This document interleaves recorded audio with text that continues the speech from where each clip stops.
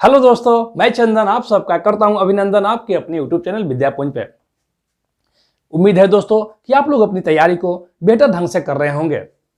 और दोस्तों अब नवरात्रा भी शुरू हो चुका है और वहीं दशहरा, उसके बाद दिवाली, छठ पूजा और फेस्टिवल मौसम चल रहा है। तो दोस्तों आप लोग फेस्टिवल यानी कि त्यौहार भी मनाएं और साथ साथ अपनी तैयारी को भी नियमित ढंग से करें, क्योंकि दिसंबर से एग्जाम भी शुरू हो जाने स्टार्ट हो जाएंगे। दोस्तों हम लोगों ने असहयोग आंदोलन को पढ़ा था और उसके बाद हम लोगों ने देखा था कि असहयोग आंदोलन की असफलता के बाद बहुत से क्रांतिकारी दल स्वतः बने थे, जो कि मुख्य रूप से अपना अपना काम कर रहे थे। वहीं गांधी जी मुख्य धारा से हट करके रचनात्मक कार्यों में लग गए थे। दोस्तों आइए हम लोग देखते हैं साइमन कमीशन का गठन 1919 अधिनियम के तहत किया गया था, जिसमें साइमन की अध्यक्षता में 7 सदस्यों की एक कमेटी बनी थी, जिसमें कोई भी भारतीय नहीं था। इसलिए साइमन कमीशन का भारी विरोध हुआ। तो आइए दोस्तों देखते हैं साइमन कमीशन, जिसका गठन 1927 ईस्वी में हुआ था। इसमें 7 सदस्य थे। साइमन कमीशन जब भारत 3 फरवरी 1928 ईस्वी को बंबई में पहुंचा तो इसका भारी विरोध हुआ। पूरे भारत में साइमन कमीशन का विरोध हुआ और साइमन वापस जाओ, साइमन गो का नारा लगा, काला झंडा दिखाया गया। इसी के विरोध करते हुए लाहौर में लाला लाजपत राय को डंडे से पीटा जाता है, जिससे बाद में उनकी मृत्यु हो जाती है। और लाला लाजपत राय के मृत्यु के विरोध में सॉन्डर्स की हत्या भगत सिंह, चंद्रशेखर आजाद के द्वारा कर दिया जाता है। दोस्तों आइए हम लोग देखते हैं साइमन कमीशन का विरोध। साइमन कमीशन का विरोध तो सारा भारत कर रहा था, लेकिन वहीं साइमन कमीशन का विरोध न करने वालों में जस्टिस पार्टी, जो कि मद्रास की थी, जस्टिस पार्टी, वही यूनिस्ट पार्टी पंजाब की, इसने साइमन कमीशन का समर्थन किया, इसका विरोध नहीं किया। आइए देखते हैं दोस्तों साइमन कमीशन के काफी विरोध के बाद भारत सचिव लॉर्ड बर्केनहेड ने भारतीयों के समक्ष अपना संविधान बनाने की चुनौती रखा, जिसे भारतीयों ने स्वीकार कर लिया। और उसके बाद दिल्ली में एक सर्वदलीय बैठक होती है, जिसमें 19 दल भाग लेते हैं। और इस सर्वदलीय बैठक में संविधान बनाने की जिम्मेदारी मोतीलाल नेहरू को दिया जाता है, यानी कि मोतीलाल की अध्यक्षता में एक संविधान सभा का गठन किया जाता है, जिसके और सदस्य सुभाष चंद्र बोस, तेज बहादुर सप्रू और इत्यादि भी लोग थे। और इन लोगों ने, जिसे बाद में नेहरू रिपोर्ट के नाम से जाना गया। दोस्तों क्वेश्चन पूछता है कि नेहरू रिपोर्ट किसके द्वारा तैयार किया गया था, तो वह मोतीलाल नेहरू जी के द्वारा तैयार किया गया था। मोतीलाल नेहरू, जो कि जवाहरलाल नेहरू के पिता थे। नेहरू रिपोर्ट को अंतिम रूप से स्वीकार कर लिया गया। अगस्त 1928 ईस्वी में सर्वदलीय बैठक में स्वीकार कर लिया गया, जिसकी अध्यक्षता डॉक्टर अंसारी ने किया था। दोस्तों नेहरू रिपोर्ट में प्रथम प्राथमिकता में डोमिनियन स्टेट की मांग की गई थी, वहीं दूसरी प्राथमिकता में पूर्ण स्वतंत्रता के लिखे गए थे। इसके लिए समाजवादियों यानी कि यंग नौजवानों के द्वारा विरोध भी किया गया, क्योंकि जिसमें जवाहरलाल नेहरू, सुभाष चंद्र बोस महत्वपूर्ण थे। इन लोगों ने कहा कि अब काफी समय हो गया, अब हमें पूर्ण स्वतंत्रता चाहिए, डोमिनियन स्टेट नहीं चाहिए। नेहरू रिपोर्ट को कलकत्ता के अधिवेशन यानी कि 22 दिसंबर 1928 को कलकत्ता के अधिवेशन में अस्वीकार हो गया। इसकी नेहरू रिपोर्ट के लिए आपत्ति जताया गया था। मुस्लिम लीग, हिंदू महासभा, सिख लीग के द्वारा आपत्ति जताया गया था। नेहरू रिपोर्ट जब तैयार किया गया था तो लॉर्ड बर्केनहेड ने यह भी निर्णय लगाया था कि आप जो संविधान बनाएंगे वह सभी दलों को मान्य होगा और सभी सामाजिक धार्मिक लोगों को भी मान्य होगा, तभी यह संविधान आप लोगों के लिए सही होगा। जिसके कारण तो दोस्तों हमेशा क्वेश्चन पूछता है नेहरू रिपोर्ट में आपत्ति किसने जताई, तो मुस्लिम लीग, हिंदू महासभा, सिख लीग के द्वारा। उसके बाद दोस्तों हम लोग देखते हैं लाहौर अधिवेशन, जो कि भारतीय स्वतंत्रता में काफी ऐतिहासिक घटना माना जाता है। लाहौर अधिवेशन की अध्यक्षता जवाहरलाल नेहरू के द्वारा 1928 ईस्वी में किया गया था। दोस्तों JLN का मतलब हम लोग शॉर्ट में जवाहरलाल नेहरू होता है। जवाहरलाल नेहरू को तो हम दर्शाते हैं दोस्तों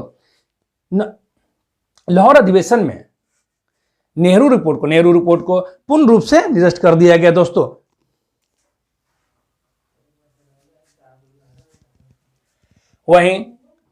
वहीं लाहौर अधिवेशन में पूर्ण स्वाधीनता का लक्ष्य रखा गया था। वहीं लाहौर अधिवेशन में 31 दिसंबर 1929 को जो नवनिर्मित झंडा था उसे जवाहरलाल नेहरू के द्वारा फहराया गया था, वह भी आधी रात को यानी कि 12 बजे रावी नदी के तट पे। दोस्तों हमेशा इससे क्वेश्चन पूछा है कि रावी किस नदी के तट पे पहला स्वाधीनता दिवस झंडा फहराया गया था, तो वह लाहौर नदी के तट पे यानी कि लाहौर में रावी नदी के तट पे झंडा फहराया गया था 12 बजे जवाहरलाल नेहरू के द्वारा। वहीं दोस्तों इसमें एक और था कि 26 जनवरी, इसमें निर्णय लिया गया कि 26 जनवरी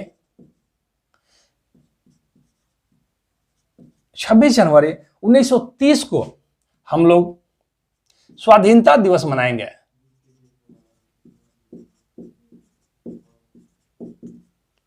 दोस्तों लाहौर अधिवेशन में यह निर्णय लिया गया कि 26 जनवरी 1930 को हम प्रथम स्वाधीनता दिवस मनाएंगे, और तब से हम लोग आज़ादी के मिलने के समय तक प्रथम स्वाधीनता दिवस हर साल 26 जनवरी को मनाते आ रहे थे। लेकिन आज़ादी के बाद, जो कि आज़ादी हमें 15 अगस्त को मिला था, इसलिए स्वतंत्रता दिवस आज़ादी के बाद 15 अगस्त को मनाया गया। वहीं 26 जनवरी को ऐतिहासिक घटना को याद रखने के लिए 26 जनवरी को हम अपना गणतंत्र दिवस मनाते हैं दोस्तों। वहीं लाहौर अधिवेशन में एक नागरिक अवज्ञा आंदोलन चलाने का भी निर्णय लिया गया, जो गांधी जी के नेतृत्व में चलाने का निर्णय हुआ, क्योंकि गांधी जी उधर मुख्य आंदोलन से हटकर रचनात्मक कार्य कर रहे थे। लेकिन 1927 ईस्वी में गांधी जी फिर से मुख्य धारा में आ गए थे।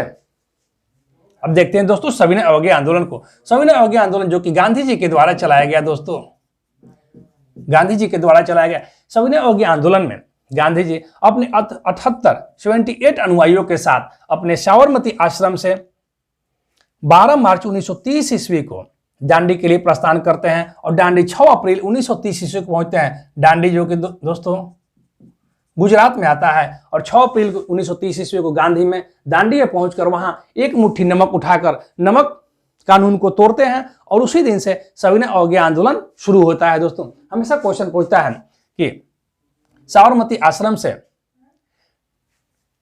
आश्रम से दांडी की दूरी कितना है, तो दोस्तों इसमें बहुत कंफ्यूजन है, क्योंकि कभी कभी 375 किलोमीटर या 385 किलोमीटर, वही लूसेंट में 322 किलोमीटर भी दिया रहता है दोस्तों।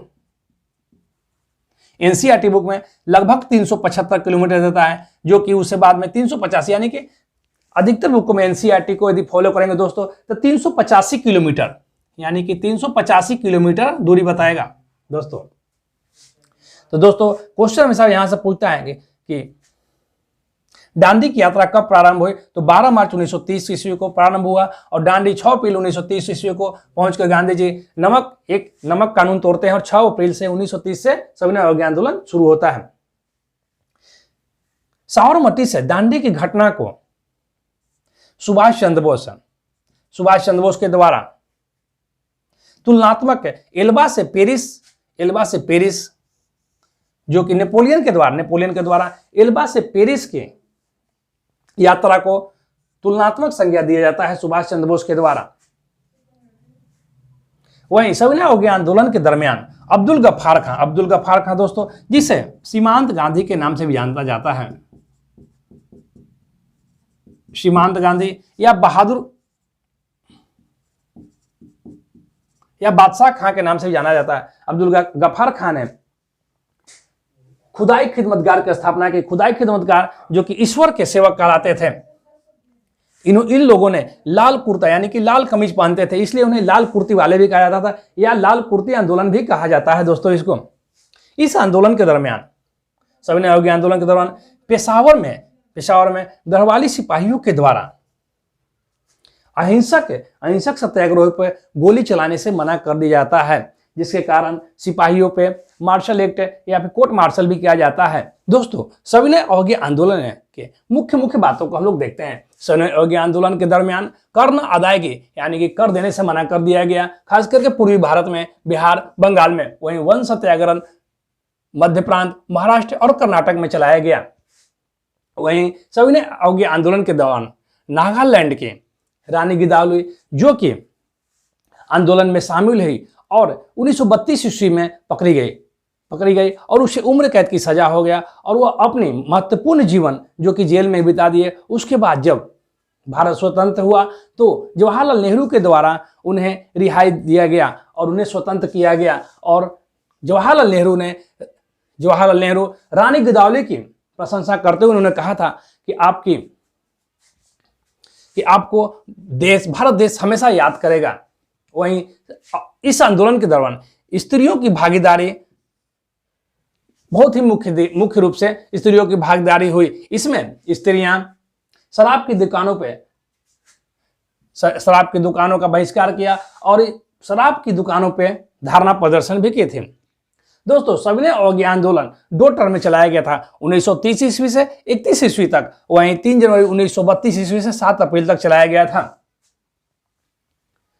इसका कारण भी दोस्तों हुआ था कि 1930 से 1931 ईस्वी के बीच में चलाने के बाद इरविन के द्वारा, उस समय के वायसराय इरविन के द्वारा गांधी इरविन समझौता होता है, जिसमें इरविन के द्वारा जितने भी सत्याग्रही जेल में थे उनको छोड़ दिया जाता है या और भी बातें को स्वीकार कर लिया जाता है, जिससे गांधी जी कहते हैं कि ब्रिटिश लगता है कि हम लोगों से बात करने पे अब राजी है तो इससे बात किया जाए। लेकिन वहीं बहुत से सत्याग्रही बहुत से उससे नाराज भी थे, गांधी इरविन समझौता से नाराज भी थे, क्योंकि वे लोग चाहते थे कि गांधी इरविन समझौता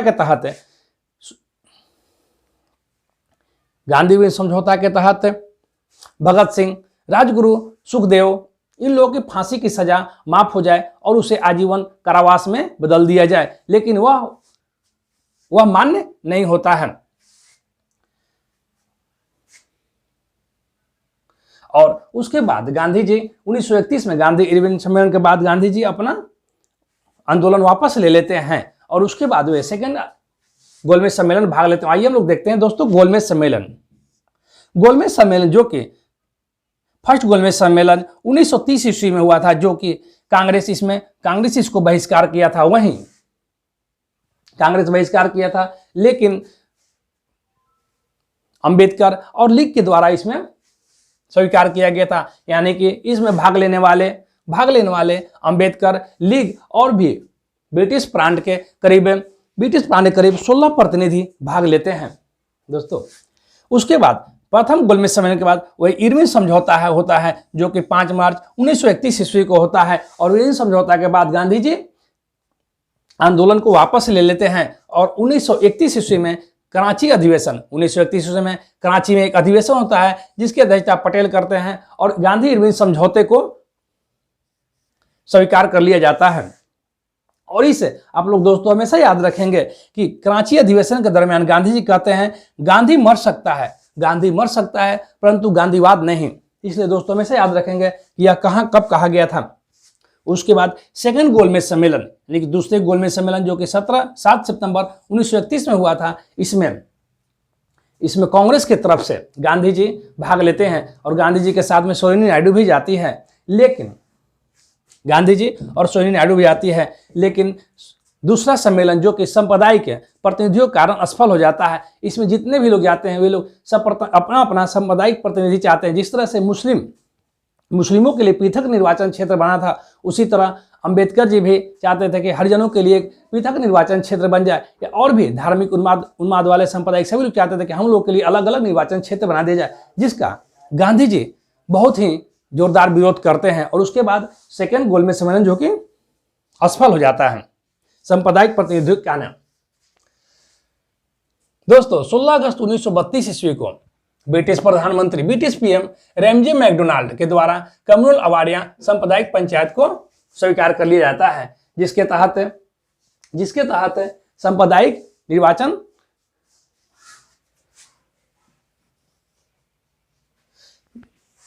दोस्तों 16 अगस्त 1932 को पीएम रैमजे मैकडोनाल्ड के द्वारा कम्युनल अवार्डिया सांप्रदायिक पंचायत को मान्य लिया जाता है, जिसके द्वारा पृथक निर्वाचन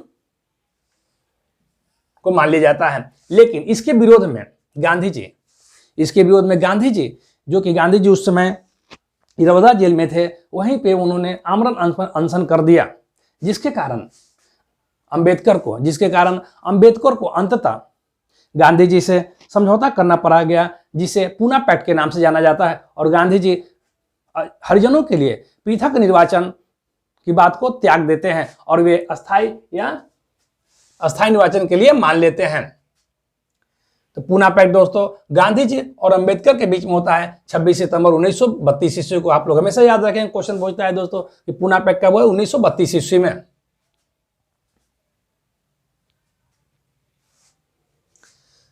दोस्तों सेकेंड गोलमेज सम्मेलन के समय जब गांधी जी ब्रिटिश जाते हैं सम्मेलन में भाग लेने, उसी समय विंस्टन चर्चिल के द्वारा अर्धनंग फकीर बोला जाता है। गांधी जी को अर्धनंग फकीर बोला जाता है विंस्टन चर्चिल के द्वारा। दोस्तों हमेशा क्वेश्चन पूछता है कि अर्धनंग फकीर कौन थे, तो गांधी जी। किसके द्वारा बोला गया, तो चर्चिल के द्वारा। वही दोस्तों बाद में विंस्टन चर्चिल ब्रिटिश का प्रधानमंत्री भी बनाया जाता है। वहीं ब्रिटिश संसद के सामने विंस्टन चर्चिल का जो चित्र लगा हुआ है, मतलब मूर्ति लगा हुआ है, वहीं पे 2015 ईस्वी में गांधी जी का भी मूर्ति लगाया गया है। दोस्तों देखते हैं अब थर्ड गोलमेज सम्मेलन को देखते हैं। थर्ड गोलमेज सम्मेलन जो कि 17 नवंबर 1932 ईस्वी को शुरू हुआ, जिसका कांग्रेस के द्वारा बहिष्कार किया गया, जिसका कांग्रेस के द्वारा बहिष्कार किया गया। और इसमें तीसरे गोलमेज सम्मेलन में 1935 अधिनियम की रूपरेखा प्रस्तुत की गई थी, यानी कि 1935 भारत शासन अधिनियम का रूपरेखा इसमें तैयार किया गया।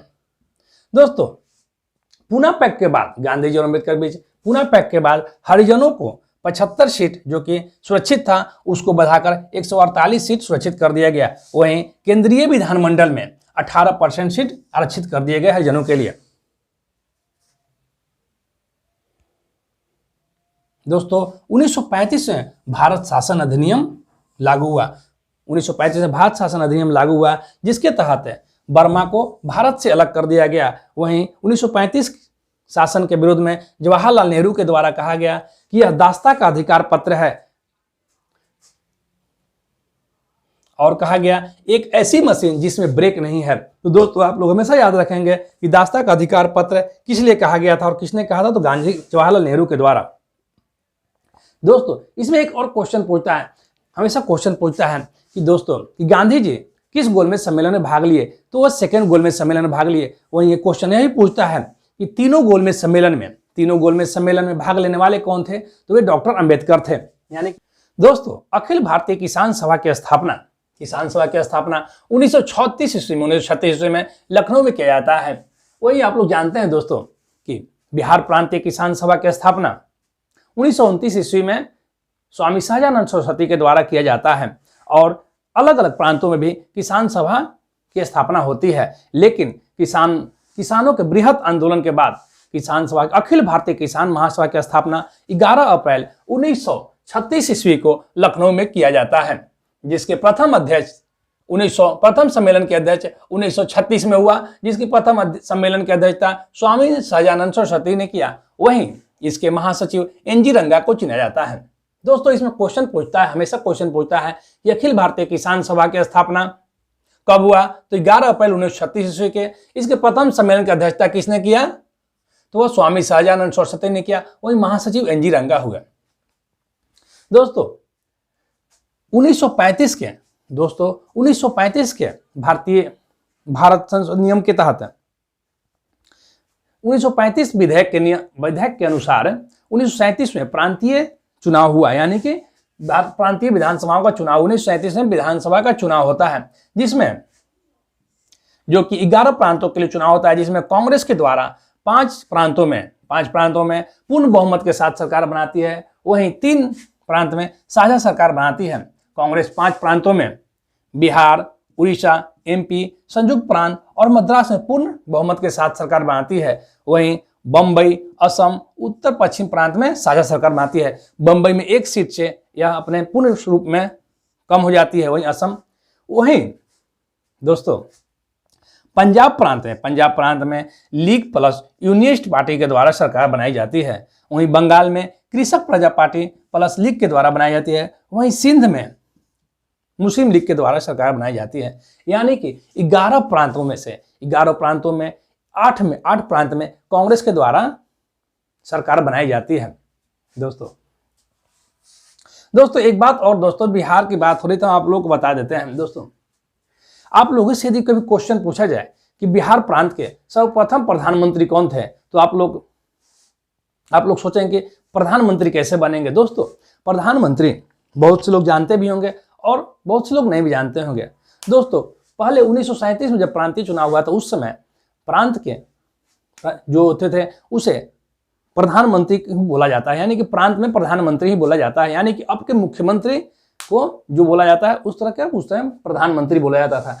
तो बिहार के प्रथम प्रधानमंत्री मोहम्मद यूनिस खान बने थे। मोहम्मद यूनिस खान बने से 1937 के चुनाव के बाद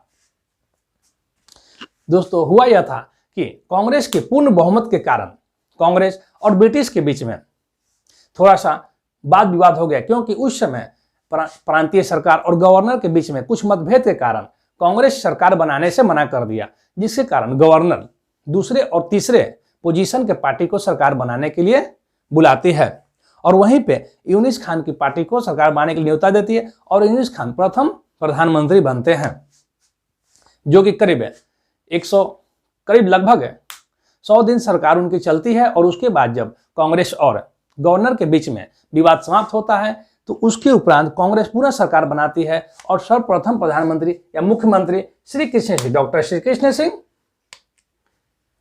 बिहार के प्रधानमंत्री बनते हैं।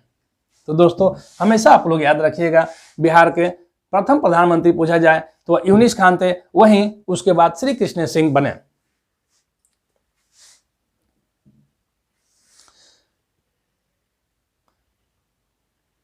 दोस्तों हरिपुरा अधिवेशन 1938 ईस्वी में हुआ था, यानी कि कांग्रेस का हरिपुरा अधिवेशन 1938 ईस्वी में हुआ, जिसके अध्यक्ष सुभाष चंद्र बोस बनाए गए थे। वहीं सुभाष चंद्र बोस जवाहरलाल नेहरू की अध्यक्षता में राष्ट्रीय योजना समिति की स्थापना करते हैं। राष्ट्रीय योजना समिति के अध्यक्ष स्थापना करते हैं। दोस्तों कांग्रेस का 1939 ईस्वी में त्रिपुरी अधिवेशन होता है। त्रिपुरी अधिवेशन में होता है, जिसमें कुछ विवाद हो जाता है दोस्तों, क्योंकि त्रिपुरी अधिवेशन में गांधी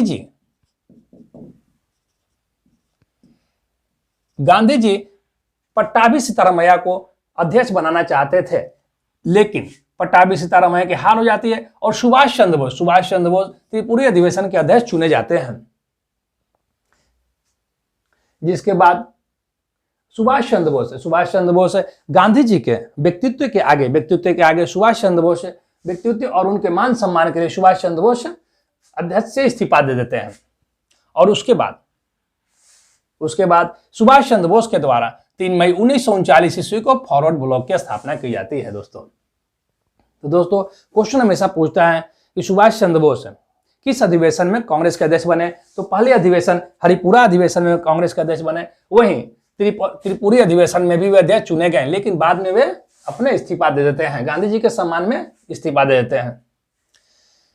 दोस्तों हमेशा क्वेश्चन पूछता है कि फॉरवर्ड ब्लॉक की स्थापना किसने किया, तो वह सुभाष चंद्र बोस के द्वारा किया गया था 3 मई 1939 ईस्वी को। दोस्तों आप सभी जानते हैं कि दूसरा विश्व युद्ध 1939 ईस्वी में शुरू होता है। 1939 ईस्वी में दूसरा विश्व युद्ध शुरू होता है, जिसमें ब्रिटिश के द्वारा भारत को भी ब्रिटिश युद्ध में शामिल कर लिया जाता है, दूसरे युद्ध में शामिल हो जाता है, जिसके कारण उस समय का जो मंत्रिमंडल था वह खपा हो जाता है, क्योंकि इन लोग का कहना था कि यदि हम भारत का सरकार चला रहे हैं, मंत्रिमंडल सरकार चला रहे हैं, तो हमसे बिना पूछे हुए ही द्वितीय विश्व युद्ध में भारत को क्यों शामिल कर लिया गया। इसके खिलाफ में मंत्रिमंडल का सामूहिक इस्तीफा दे दिया जाता है। दोस्तों मंत्रिमंडल का सामूहिक इस्तीफा होता है, और उसके इस्तीफा से खुश होकर मुस्लिम लीग के साथ धन्यवाद अंबेडकर दे देते हैं, और उस दिन को मुक्ति दिवस 22 दिसंबर 1939 को मुक्ति दिवस मनाया जाता है। दोस्तों हमेशा क्वेश्चन पूछता है कि मुक्ति दिवस कब मनाया जाता है, तो 22 दिसंबर 1939 को मुक्ति दिवस को किसने मनाया था, तो मुस्लिम लीग के साथ अंबेडकर ने बनाया था, और पूरे कांग्रेस मंत्रिमंडल को धन्यवाद दिया था कि आप लोग इसमें सामूहिक इस्तीफा दे दिए।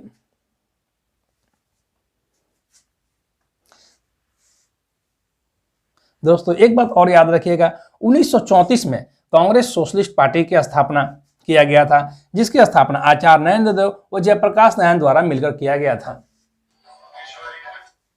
दोस्तों हम देखते हैं 1937 के इलेक्शन में कांग्रेस के द्वारा 8 प्रांतों में सरकार बनाया जाता है, वहीं मुस्लिम लीग के द्वारा मात्र एक जगह पूर्ण सरकार बनाया जाता है और 2 जगह मिलकर के बनाया जाता है, जिससे धीरे धीरे इसके बाद सांप्रदायिकता बढ़ती जाती है और अंततः 1940 ईस्वी में